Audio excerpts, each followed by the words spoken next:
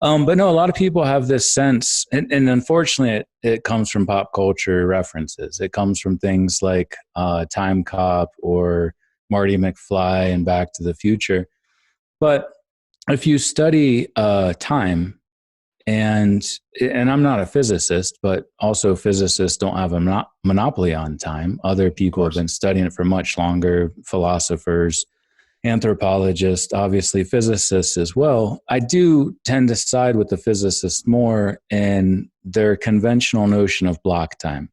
And block time or landscape time is this way of understanding time as a four-dimensional entity. And we can either think of it as three dimensions that are moving or four dimensions that are static. And we impose movement in the context of our brains, our consciousness as biological entities where we feel like we're moving through this. And for anybody who's ever taken mushrooms or done LSD, you get a disconnect from that. You get a sense that, wait, like the way I'm perceiving this isn't really the way this is.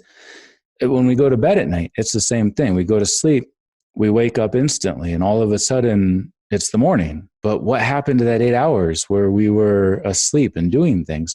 So time is more malleable in the sense of our consciousness and in the sense of our perception of it and how we move through it as biological entities. But in the context of the physics of time, entropy and the movement through time, ever since Einstein published his theory of general relativity and specifically the 10 field equations that went along with it back in 1915, there's been numerous solutions to those field equations that have shown that you can create closed time-like curves by rotating a massive or highly energetic ring, sphere, or oftentimes disk that's able to warp space-time so that you can return to the past. So if it's not forbidden by the laws of physics, and if we've already kind of been discovering how we might do that with something that looks a lot like a UFO, a rotating disc-like craft, then it makes sense how that might be the time machine itself, how that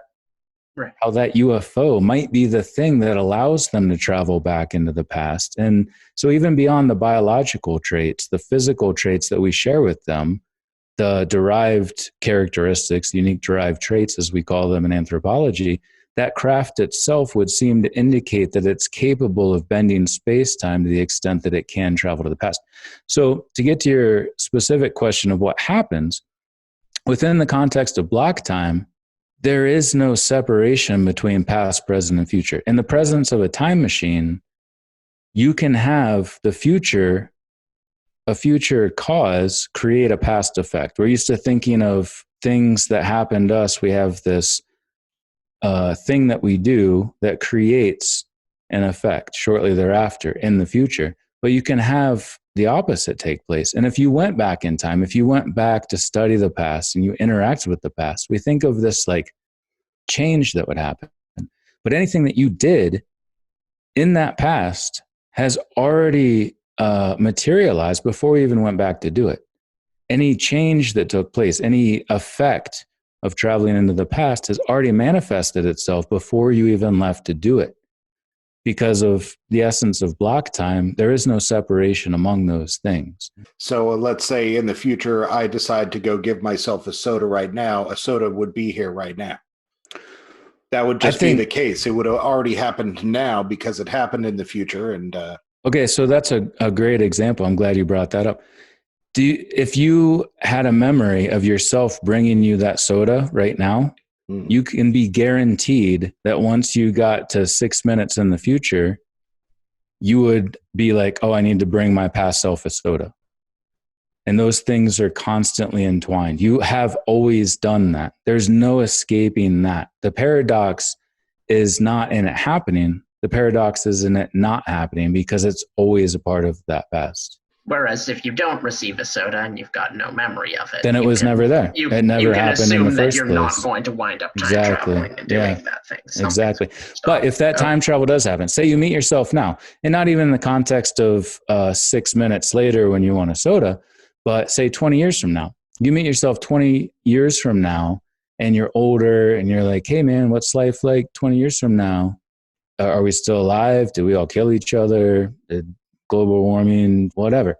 You can know for sure that 20 years from then, you will get in some sort of craft and come back to that time to tell yourself those things. You will have always done that because that moment is structured that way. There's self-consistency between those two different periods of time.